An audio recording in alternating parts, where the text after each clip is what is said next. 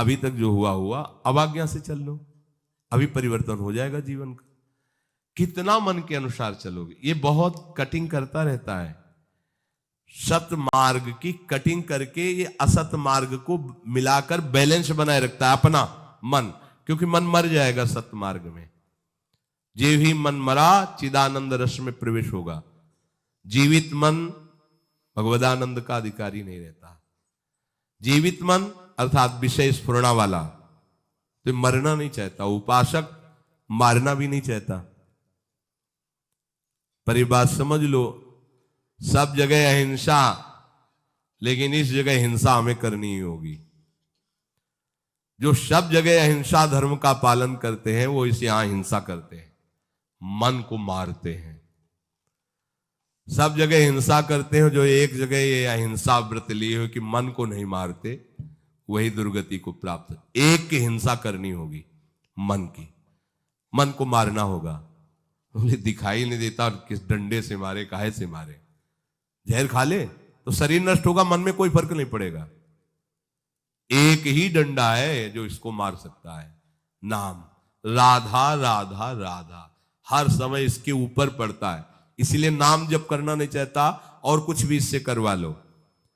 हाँ, घंटों आप कोई भी सेवा करवा लो, राजी हो सकता है, लेकिन 1 घंटे बैठकर तदाकार वृत्ति से एक नाम को निरंतर जपो, ये राजी नहीं रहेगा। क्योंकि हर नाम उसके ऊपर प्रहार की तरह पड़ता है, मन के ऊपर। एक बार इसे मारना होगा। मन मारा, प्रभु के रस का अनुभव हुआ।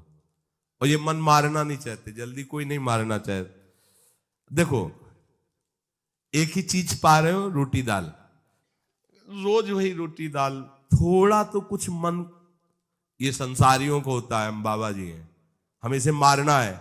अगर कह रहे रोज रोटी दाल, रोज ही अब बनने दो, वही पाओ, मरो। ये जो विषय स्फुरणा विषय, संकल्प विषय, मारो इसको।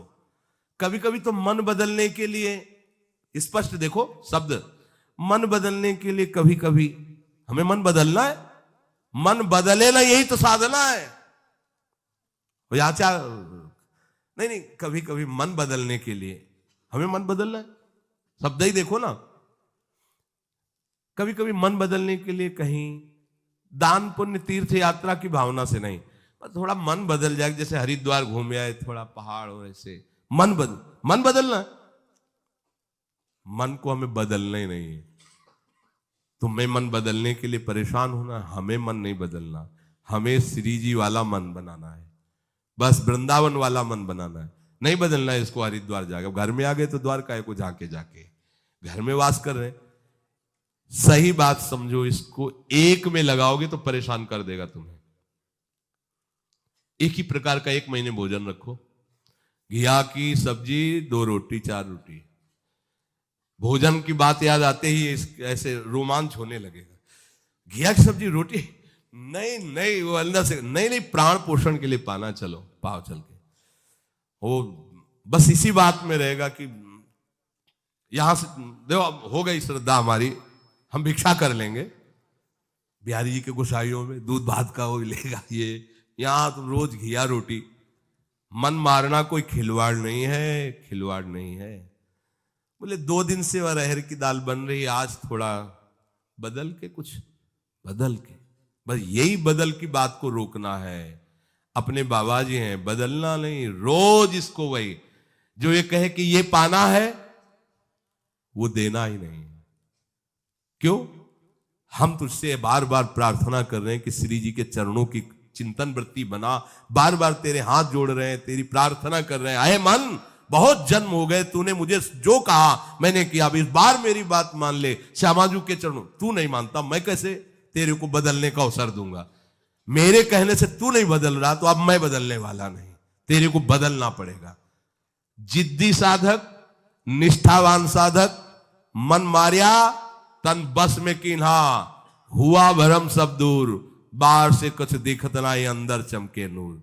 ये मन की विलासता प्यारे बंद करो, इससे हमारे जन्म जन्म बिगड़ते चले जा रहे हैं। बड़ा विचित्र खेल है। तो हर समय भजन करते करते ना, वो ऐसा लगता है डिप्रेशन में चले जाए।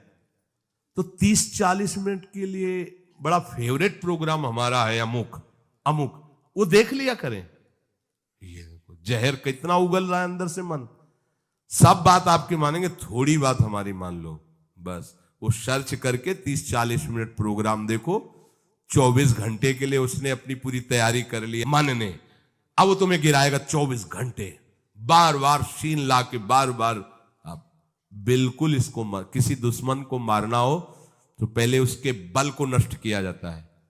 कहां कहां इसका बल है उसको नष्ट करो, कमजोर करो। तो मन का बल है विषय सेवन, इसे विषय सेवन मत कराओ, ये निर्बल हो जाएगा। निर्बल मन को भगवदानंद में लगाओ, तो भगवन नाम, भगवत रूप, भगवत लीला, इस पर अधिकार करके इसे भगवत स्वरूप। इसका मर जाने का मतलब अमर हो जाना। मन की वासनात्मक वृत्ति का नाश करना ही मन की हिंसा है, और जहां वासनात्मक वृत्ति नाश हुई तहां वो अमर हो गया, वो कृष्ण रूप हो गया, वो परमानंदमय हो गया। श्री भगवान कहते वासुदेवा सर्वमिति स महात्मा सुदुर्लभा। जिसने सब जगह अपने आराध्य देव को देख लिया, ऐसा महात्मा दुर्लभ है। तो कहते प्रभु इतनी मंगलमयी बात आपने बताई कि मेरी शरण में हो जाए, माया से तर जाएगा और सब जगह वो मेरा साक्षात्कार कर लेगा, फिर ये लोग आपकी शरण क्यों नहीं होते? तो प्रभु ने कहा कि वो जो पाप कर्म करते हैं, दुष्कृति होते हैं, मूढ़ होते हैं, वो मेरी शरण में नहीं आते। अगर वो आ जाए तो उनका भी कल्याण हो जाए। प्रभु आप इतने उदार दाता हैं, फिर सब लोग आपसे ही क्यों नहीं मांगते? अन्य देवताओं का पूजन भजन करके उनसे भी चाहते हैं। तो ऐसा कामैस्तैस्तैर्हृत ज्ञाना प्रपद्यन्ते अन्य देवताः तम तम नियममास्थाय प्रकृत्या नियता स्वया। ये जो कामनाओं से ग्रसित लोग होते हैं, इनको जहां सुनने को मिला कि इस देवता की ऐसी आराधना करने से ये कामना की पूर्ति हो जाती है, तो उनको शुद्ध ज्ञान तो होता नहीं है, शुद्ध सत्संग तो मिला नहीं है, तो अपने अपने स्वभाव के अनुसार वो उस देवी देवता की आराधना करने लगते हैं। अब भला बताओ, किसी भी आराधना में अंबा भगवती, उनके ऊपर शराब की बोतल, अत्यंत सुकुमार पशु पक्षियों को काटना, हमारी तो समझ में ही नहीं आया कि कौन सी आराधना हो रही भाई। एक बार कहते हो जगत जननी अम्बा की जय। जगत जननी की अम्मा है वो, जगत जननी है, अम्मा है वो। जितनी माता है उनकी भी अम्मा है वो, सब बच्चों की वो माँ है, चाहे वो बड़ा हो, बूढ़ा हो, जड़ हो, चैतन्य हो, जगत जननी। भला माँ अपने बच्चे का गला कटते देख करके कैसे प्रसन्न हो सकती है? मुझे तो आज तक ये बात समझ में नहीं आई कि ये लोग कैसी मूढ़ता करते हैं। परम पावन महादेव जी के अर्धांग में विराजमान भगवती भला मदिरा का भोग कैसे स्वीकार करेंगी? शराब कैसे पिएंगी? यही की बात है। हम तो ज्यादा उनसे परिचित, परिक्रमा लगाते थे तो ऐसे चामुंडा जी के इधर मिले, तो उन्होंने बताया कि बाबा हम तो रोज शराब का भोग लगा के पीते हैं, चामुंडा जी को भोग लगता है, इससे तो कुछ नहीं। पर हमारा विचार रहता कि देवी जी तो भगवान महादेव जी के अर्धांग में विराजमान है, परम पवित्र देवी शक्ति, वो कैसे ऐसा? अब आप अगर वो प्रसाद पीते हो, आपको माँ का भाव आ रहा हो, दर्शन हो रहा हो, तो हमें बताओ। इसका मतलब है आप अपनी मन मानी करते हैं। शास्त्रों में तो किसी भी देवता या देवी को प्रसन्न करने के लिए जब तक आराधना कर रहे हो तब तक निर्विषय होने की बात पाई हमने, जहां जहां आराधना पाई। ऐसी आराधना तो हमने दैत्यों की भी नहीं देखी कि वो शराब पी करके कोई काम कर रहे हैं। एक ब्रह्म ऋषि की तरह उनकी जीवनचर्या हुई है जब उन्होंने कोई भी अनुष्ठान किया है। ये जो कामना से बुद्धि अपरीत हो गई है, वो लोग प्राय ऐसा कि अमुक बलि दे दो तो तुम्हारे पुत्र हो जाएगा, दूसरे के बच्चे को छीन कर तुम काट रहे हो, चाहे बकरा ही हो, मुर्गा हो, तुम्हारे बच्चा पैदा हो जाएगा।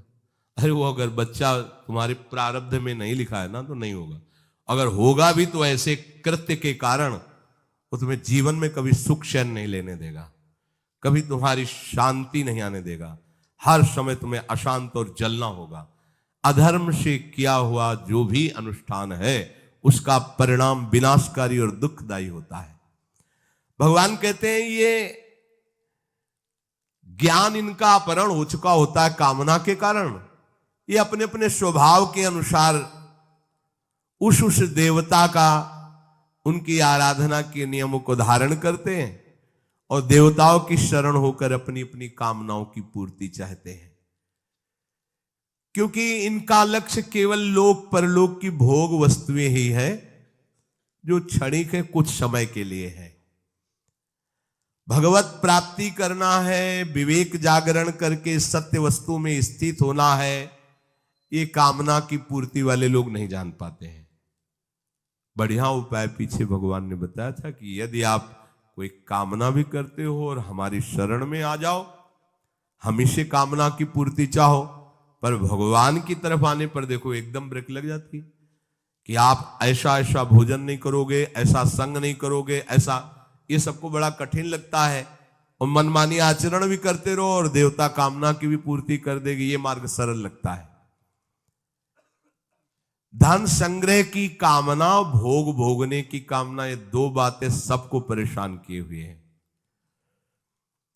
और दो बातें एक ही जगह बहुत जोर से पूर्ण हो जाएंगी। जे ही भगवान की शरण होगे तो भगवान के चरणों में मां लक्ष्मी वास करती, धन की इच्छा नहीं रह जाएगी। देख लेना, हृदय से हो जाओ, हृदय से शरण हो जाओ और भगवान सब सुखों का हेतु है, इसलिए किसी सुख भोगने की इच्छा नहीं रहेगी। पर ये पहली सबको समझ में नहीं आती, सबको लगता है ऐसा करो, कोई विधान किए, इतना अनुष्ठान किया, इतना दान पुण्य किया और इतना मिल गया, ये अच्छा लगता है, इसीलिए देवताओं की तरफ ज्यादा भागना होता है। श्री भगवान कह रहे हैं स्वभावो मूर्धनि वर्तते, ये स्वभाव के कारण ही ऐसा करते हैं। अच्छा, कोई भी देवता ना स्वयं मोक्ष को प्राप्त है, ना तुम्हें मुक्त कर सकता है।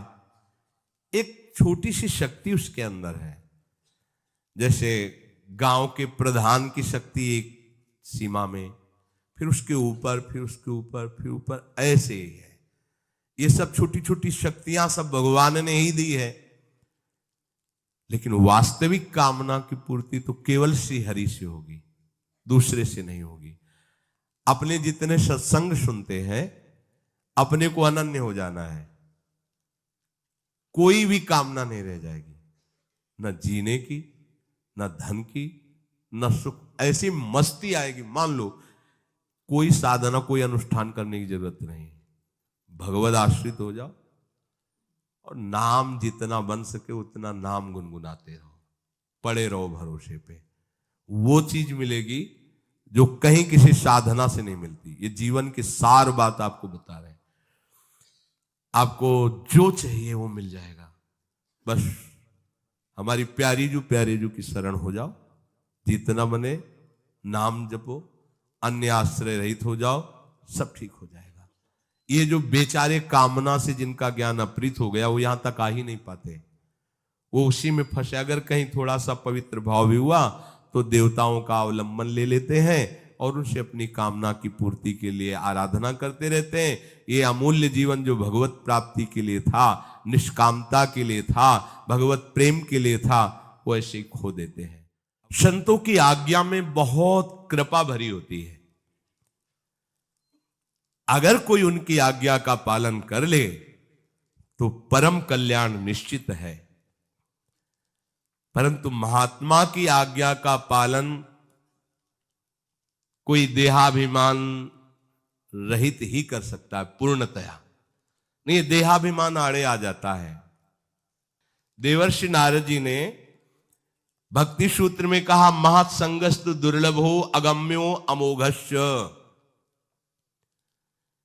ये महत्संग वासुदेवाश्वरमित सा महात्मा सुदुर्लभा, महात्मा की जिसकी ये अनुभूति है, जड़ चेतन सब भगवत स्वरूप है, ऐसे महात्मा का मिलना बड़ा दुर्लभ, श्री भगवान कह रहे हैं सम आत्मा सुदुर्लभा। महत्संगस्त दुर्लभ हो, देवर्षि नारद जी भी स्वीकार करते हैं, बड़ी दुर्लभ बातें हैं। यहां जो कहा जा रहा है कि महात्मा ऐसा दुर्लभ है, वो दैवी संपत्तिवान, साधु स्वभाव वाला, पूर्ण सदाचारी, भागवत धर्म का अक्षरशः पालन करने वाला और निरंतर भजन परायण, ये महात्मा का लक्षण है। खोए रतन फिरत जे घर घर, कौन काज ऐसे जिए। क्या जीवन ऐसा, अगर हम भगवान के भक्त का वेश धारण करके अपनी रसेंद्री और जनेंद्री के सुख के लिए भटक रहे तो धिक्कार है, हमारे जीवन को धिक्कार है। श्वांग रचने से काम नहीं चलता। अपने जीवन को प्रभु के चरणों में जो समर्पित कर देता है वही महात्मा बनता है। मनमानी आचरण बड़ा विचित्र खेल है। हम भेष रख करके भी वही करना चाहते जो संसारिक जन करते हैं। फिर हम में और संसारिक में अंतर क्या रहा? संसारिक विषयों में टूट जाता है और साधु विषयों पर विजय प्राप्त करता है। संसार में विषयों का महत्व है और भागवतिक महापुरुषों के हृदय में बमन के समान त्याज्य दिखाई देते हैं। आसपास भले ढेर लगा रहे, कहीं आसक्ति नहीं है। उनकी आसक्ति प्रभु के नाम में है, प्रभु के रूप में, प्रभु के लीला में, प्रभु के धाम में है। सच्चे हीरो की भांति ऐसे महात्माओं की संख्या बहुत नहीं होती। समहात्मा सुदुर्लभा, ऐसे महात्माओं की बहुत संख्या नहीं, बहुतायत नहीं होती। एक बार श्री वल्लभाचार्य जी के शिष्य ने कहा, प्रभु मुझे 100 ब्राह्मण पवाने हैं। अब बड़ा अच्छा है, किसी भी एक वैष्णव को पवा दो, 100 ब्राह्मण का फल प्राप्त हो जाएगा। 100 ब्राह्मण को आराधन करने की, भोजन पवाने की जो फल है, वो फल वृत्ति तुम्हें एक वैष्णव के सेवन से मिल जाएगी। हो तो फिर महाराज हम 100 वैष्णव पवाएंगे। हाँ, एक भगवत प्रेमी महात्मा को पवा देने से सहस्त्रों वैष्णवों की आराधना करने का फल प्राप्त हो। तो महाराज हम 100 भगवत प्रेमी को पवाएंगे। मौन हो गए वल्लभाचार्य जी। उनका गुरु जी आप मौन क्यों हो गए? बोले 100 महात्मा भगवत प्रेमी असंभव। 100 संख्या में असंभव बोल दिया था वल्लभाचार्य जी ने कि आप ढूंढो और 100 महात्मा मिल जाए भगवत प्रेमी, असंभव। जमातों में, उपदेशकों में खोज करने पर आपको सदाचारी मिल सकते हैं, कर्मकांडी मिल सकते हैं, ज्ञानी मिल सकते हैं, प्रवचनकर्ता मिल सकते हैं। लेकिन भगवत प्रेमी महात्मा जो सर्वत्र भगवत अनुभूति से तृप्त हैं, जिनकी दृष्टि में ब्रह्म के सिवा कुछ नहीं है, ऐसे तो केवल हरि की कृपा से मिलते हैं। परम दुर्लभ है ऐसा महापुरुष का संग मिलना। और ऐसे महापुरुष का संग मिला तो उसका परिणाम आप में दिखाई देगा, किसी से पूछने की जरूरत नहीं। बोले महापुरुष के मिलने को हम कैसे जाने कि कोई महापुरुष? आप नहीं जान सकते, क्योंकि वो इंद्रियातीत तत्व में स्थित है। आप इंद्रियों से कैसे जानेंगे? वो मन बुद्धि के अतर्क विषय है, तो तुम मन बुद्धि से कैसे जान पाओगे? पर आप पर प्रभाव पड़ेगा, इससे जान सकते हो। जिनके संग से संसार फीका लगने लगे, भूले ग्रह व्यवहार, जिनके संग से तुम्हारे हृदय में वैराग्य बढ़ने लगे, विषय त्याग का उत्साह आने लगे, भगवान नाम जप करने की रुचि होने लगे और इसी जन्म में भगवत प्राप्ति करूंगा ऐसा निश्चय होने लगे, जान लेना मुझे महात्मा का साक्षात्कार हो गया है। मुझे महात्मा का संग, यही महात्मा के संग का फल है। परम दुर्लभ योगी ज्ञान जनवांछित भगवत प्रेम की प्राप्ति का तुम्हारे हृदय में उत्साह हो जाएगा। ऐसे महात्मा के दर्शन, संभाषण और सानिध्य से आप में प्रभाव आ जाएगा। आपको अपने में देखना है कि मेरा परिवर्तन, मेरे ऊपर क्या प्रभाव पड़ रहा है। पर आप मनमानी आचरण करो, उनकी बातों का उल्लंघन करो तो नहीं होगा। चाहे जितने बड़े महापुरुष के समीप रहो, यदि उनकी आज्ञा को उल्लंघन करोगे तो कोई प्रभाव नहीं पड़ेगा। ये भी बात ध्यान रखो। महाप्रभु श्री कृष्ण चैतन्य देव भगवान के स्वयं अवतार हैं। वो कोई जीव नहीं है, ईश ही आए हुए हैं आचार्य रूप में। और कृष्णदास नाम के एक वैष्णव उपासक को आपने ही स्वयं तीर्थ यात्रा के लिए स्वीकृति दी, कृपा करके। और रास्ते में जब महाप्रभु यात्रा कर रहे थे तो एक परिकर मिला भेषधारियों का, जो वाम मार्गी थे। वाम मार्गी वेद के विरुद्ध आचरण करते थे। महाप्रभु तो बेशुद्ध अवस्था में रहते थे। उनके प्रलोभन से कृष्णदास जी उनके पास चले गए। वो लोग वाम मार्गी जिससे शास्त्र निषेध करता है, आप ये न करो ये न करो, वो सब करते थे। व्यभिचार आदि, मद्यपान आदि, ये सब करते थे वाम मार्गी। महाप्रभु को जो सुधाई, कहा कृष्णदास देखा